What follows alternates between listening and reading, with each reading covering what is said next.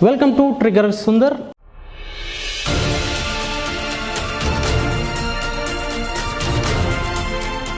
Here we are with comrade Brinda Karat, CPM Politburo member.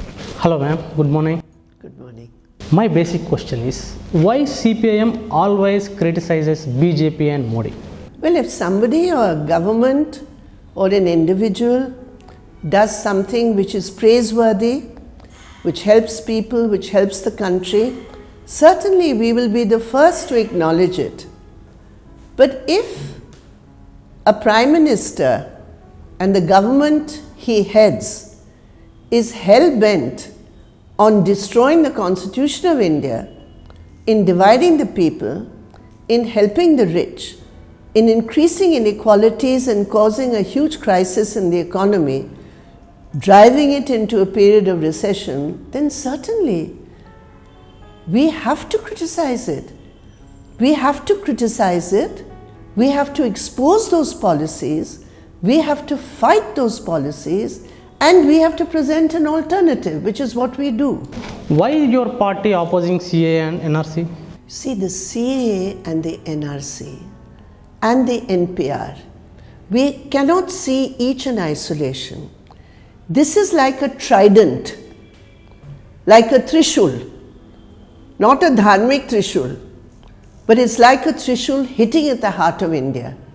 Because for the first time in our history, citizenship or a person applying for citizenship for India is linked with his or her religious belief. India is a secular country. It has a secular constitution. We cannot decide citizenship on the basis of religion. Are NRC and CAA against one religion or the constitution? It is an attack on the constitution in the name of religion. It is not a Hindu-Muslim issue. Although the BJP and the RSS and all their Sangh Parivar members try to pose it as a Hindu-Muslim issue, the fact is that although Muslims are the target of the BJP, in fact, it is an attack on the heart of India because it affects our constitution. They say this is only to do with outsiders. Indian citizens are not affected. That is their main argument. But if it is for outsiders, then you are looking at outsiders also according to their religion. Why?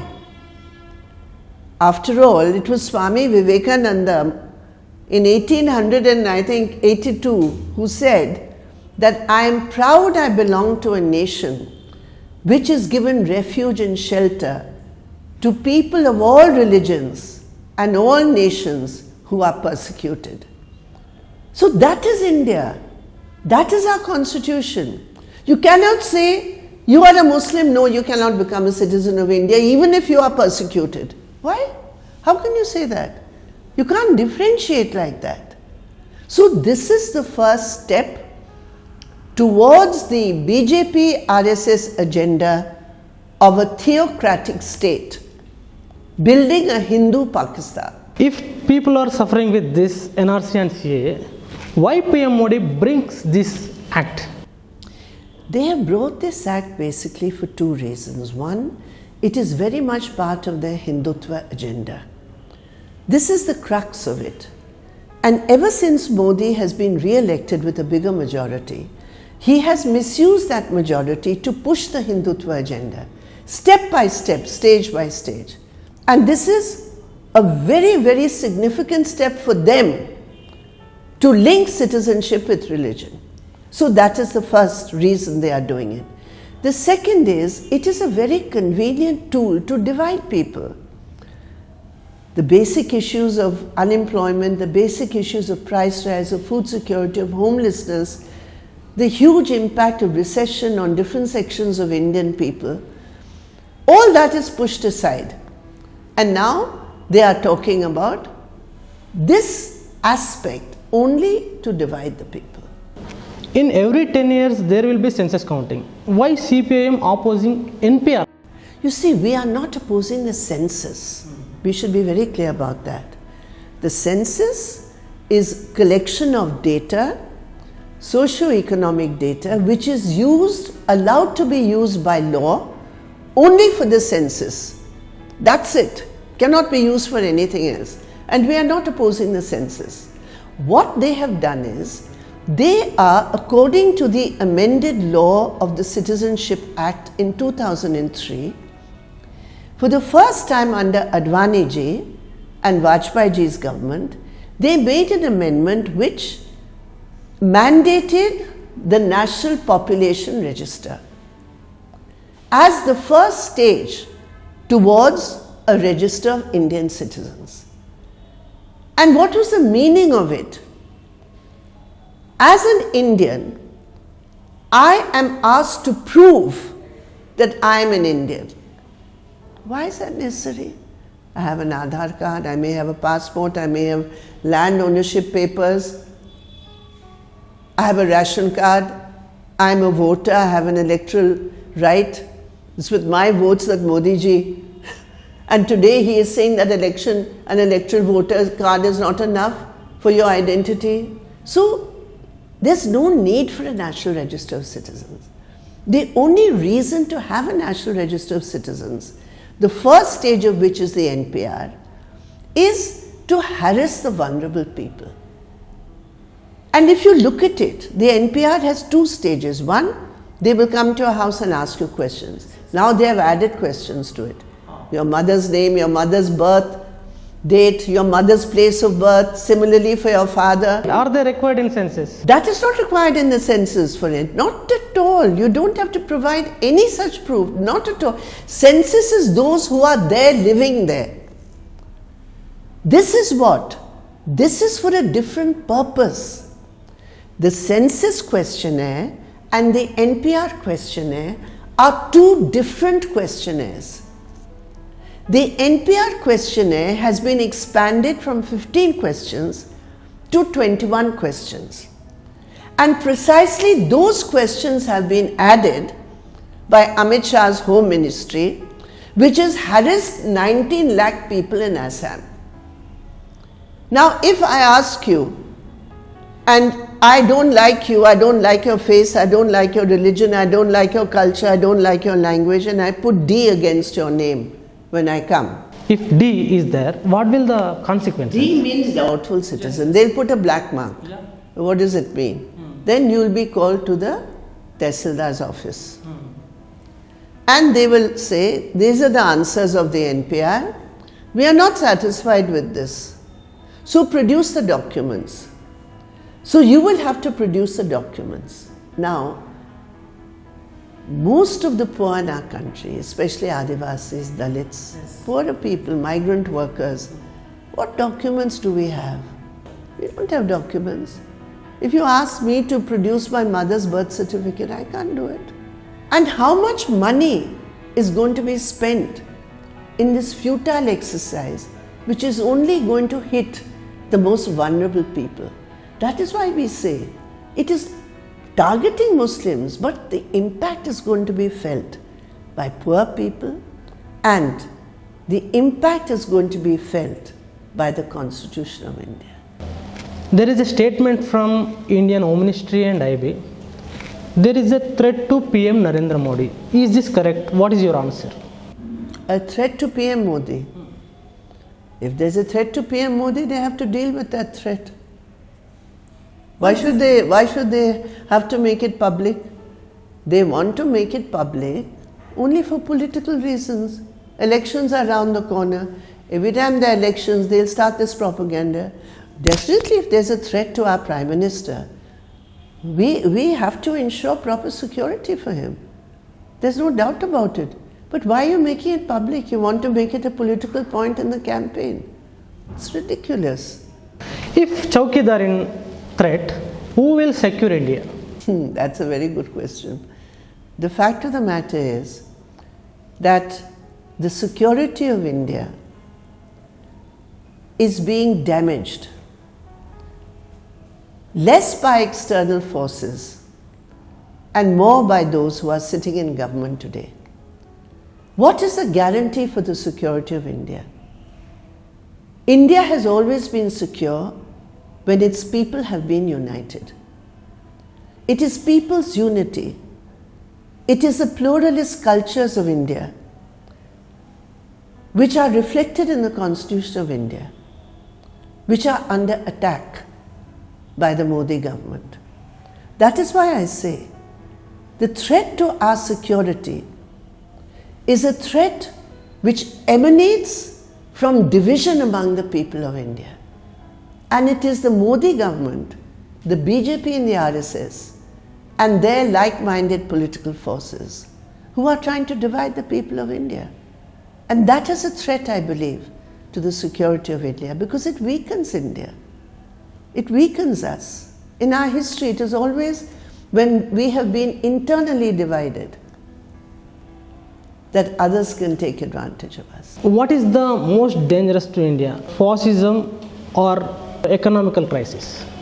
They're both linked.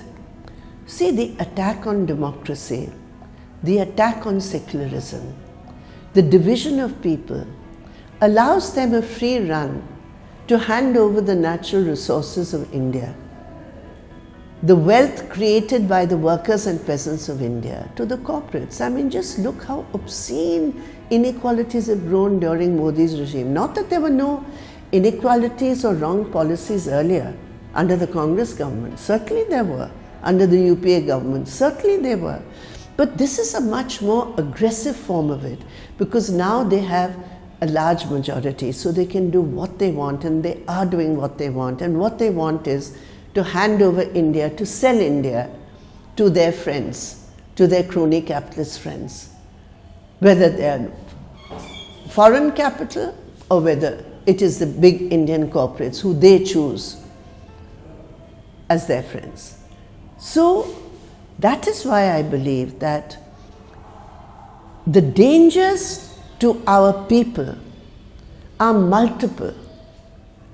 In the economic front, in the front of social justice, and also on the very basic issues of democratic rights. Federalism. Today, federal rights are totally under attack. Look at what is happening with state governments. They are being starved of funds. They are being reduced to being beggars with bowls in the Delhi Darbar. Why? This is not the constitutional framework. And look at the contempt with which Modi and Shah speak about state governments, the rights of state governments. These are dictators, there's no doubt about it, and therefore we fight them. In several states, BJP lost their power. What is the indication of this? I think never before have we seen such an unexpected flash, not just a flash, a sustained protest movements against the government. Look at the January 8th strike of the workers.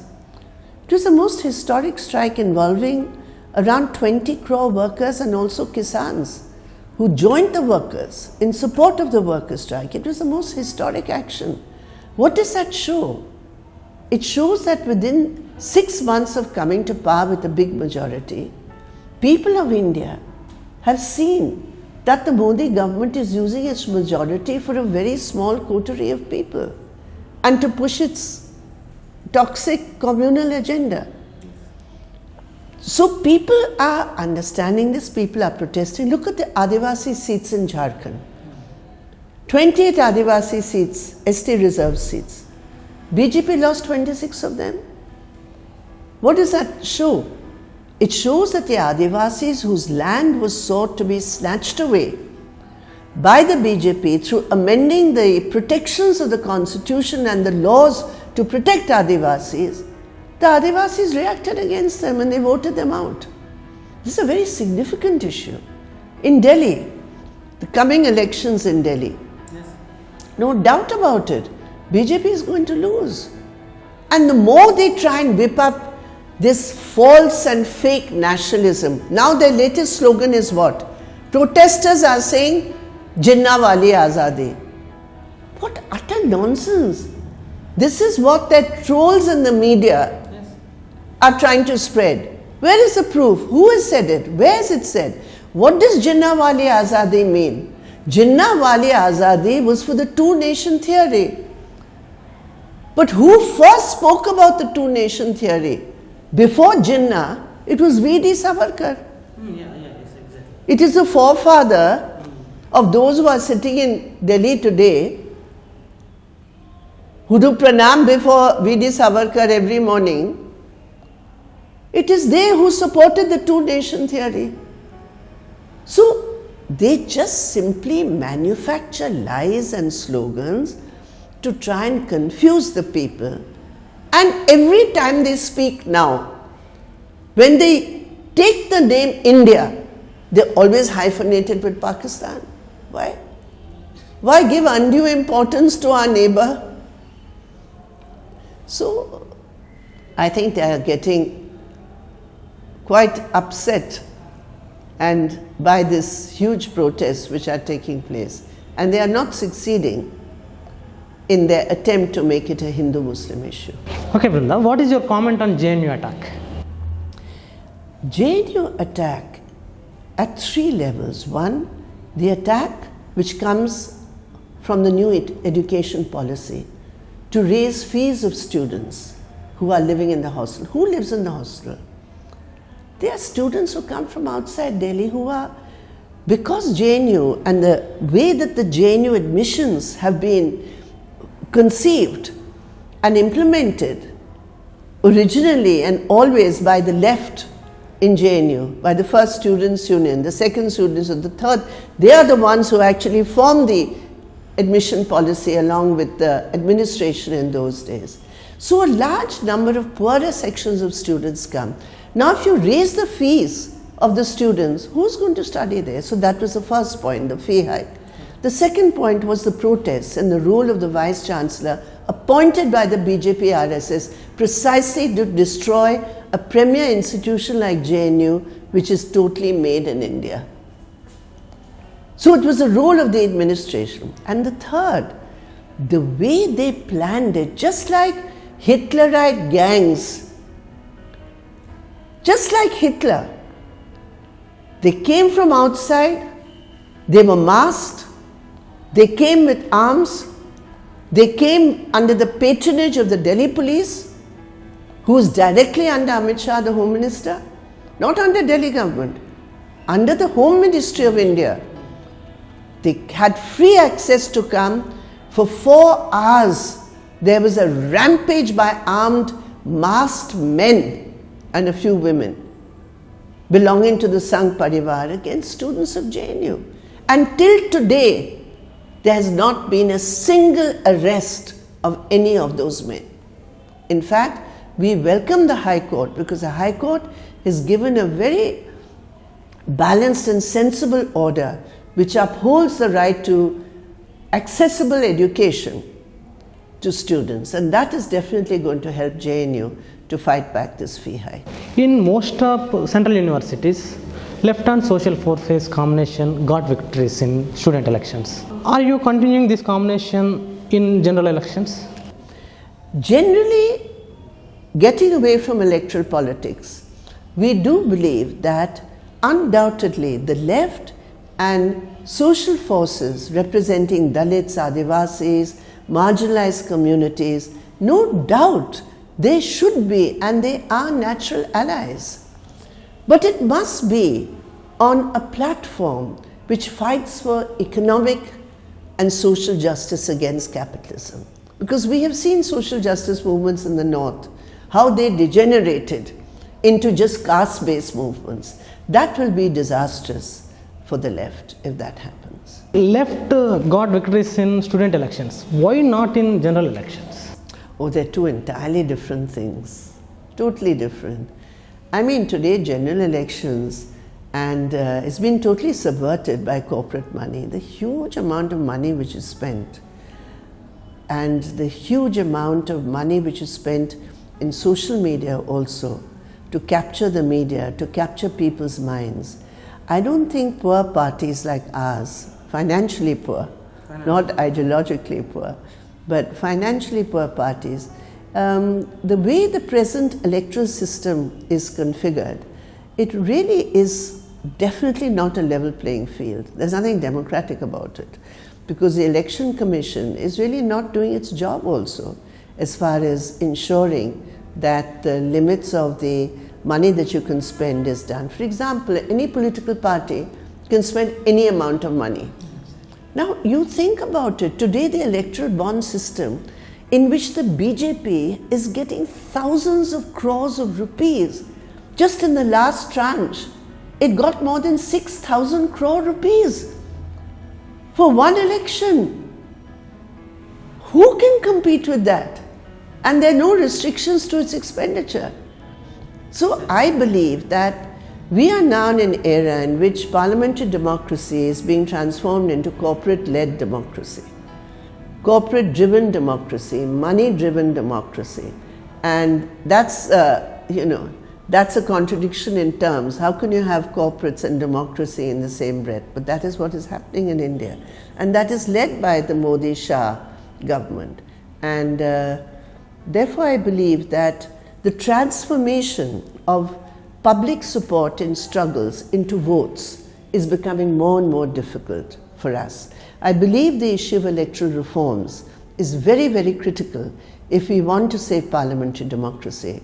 It's not a question of, oh, because you're losing, you're saying these things. No, we are winning also in many areas. But the point is this, that when parliamentary democracy itself becomes so vulnerable to subversion, then obviously you need a set of electoral reforms which will at least provide some protection to our systems. Okay, Comrade Brinda, your party united all left parties in Nepal and that combination got victory. Why don't you do same in India? It's not our party in Nepal. The Nepal Communist Party is the circumstances of Nepal, they believed were conducive for a merger of the two parties. In India, that is not on the agenda. In India, our main effort is to ensure that we have left unity so that we can move together on some of the basic and fundamental issues facing the people of India. I think all this talk of merger just takes away from the requirement today for the left to stand together in all the struggles which we are fighting. Let's start rapid fire. One word answer. One word about RSS. The RSS to me means Rashtriya Sarvanash Samiti. One word about women's security in India. It is at its lowest, and that is because those who are attackers of women have political patronage by those in power. One word about Chowkidar. A Chowkidar is somebody we should trust. One word about Nirmala Sitharaman. Well, being the first woman finance minister, we had hoped that she would do specific issues to help the large section of women in India, but on the contrary, women's employment and women's jobs and women's status is very low today, according to their own government statistics. One word about future India. I believe the future of India is bright because the way young people are coming out on the streets, the way women are coming out in protest, it can only be a bright future. Finally, this is 71st Republic Day. What will you say to the nation? I believe that it is a real tribute to the founders of the Constitution that hundreds of thousands of people all over India today are standing together in defense of the basic principles of secularism, democracy and federalism in our Constitution. And hundreds of thousands of people will be reading the preamble of the Constitution today to save the Constitution and to save India. Thank you, Comrade Brinda. This is special interview with Comrade Brinda. Keep watching T10.